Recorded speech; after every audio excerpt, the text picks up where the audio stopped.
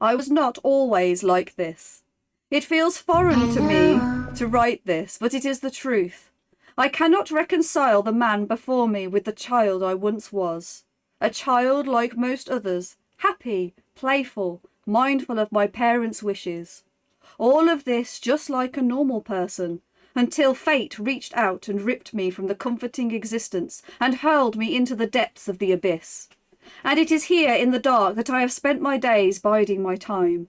Where my heart was once filled with joy and love, it has now withered and died on the branch like a rotten fruit.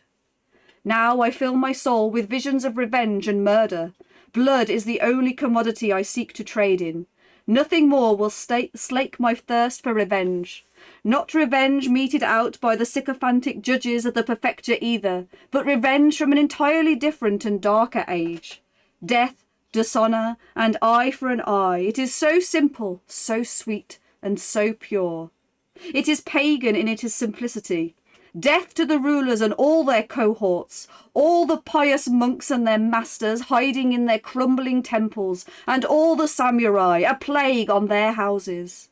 My hands tremble with the excitement of what lies ahead.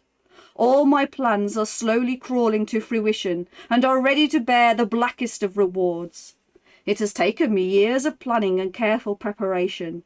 But how did it come to this, you may ask? Why do I find myself scribbling in the quiet of my workshop in the dead of night, when all others are sleeping in the safety of their beds? Because I am the puppet master, and all shall bow before me. But yet, even I find myself somewhat confused and perplexed. Dark days and even darker dreams, something pulls at my psyche and I know not what it is. My sleep is troubled, disturbed. I wake to the sound of my own screams, my bed soaking with sweat. An unseen force plagues me, harries me, seeks me always and never lets up. I dream I am being chased by an evil yet faceless being, a power from beyond our very world. I seek solace and refuge in the arms of the dreamweed. I find succour in the numbing effect it has on me. If my plan is to succeed, then I must be able to focus on the task at hand. Nothing can be allowed to sway me from my destiny. They shall pay for what they have done to me. I shall turn their sons and daughters against them. With the power of the masks at my disposal, I shall eradicate this edifice of power once and for all. I shall tear down this way of life that they have so carefully constructed. I walk through their cities at night. I walk among them, but I am not part of them. The crowds make way for me as if they suspect that there is something wrong with me, as if something is not quite right. I see their decadence and opulence all around me. The poor are but cattle to them, to live and die at their whim. The poor wait on them hand and foot. They worship at their boot heels, but I shall show them another way, a better way.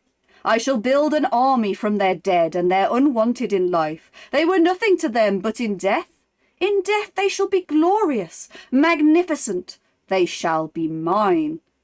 My midnight ramblings take me all over this once great city. I slip past, unseen in the gloom like a rat carrying a particularly virulent disease.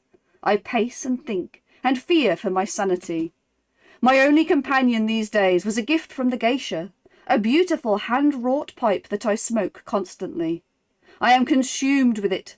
I cherish its heft in my hand and the sense of release it brings me when I smoke it, as if the very vapours themselves are alive to quell the voices in my head.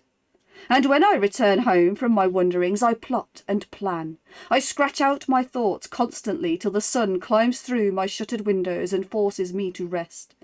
And when I slumber, I am again filled with voices and visions of something other than my own. I have foreseen huge armies of my puppets, washing over this land like a cleansing tsunami, destroying all that lies in its path and leaving naught but death and destruction in its wake.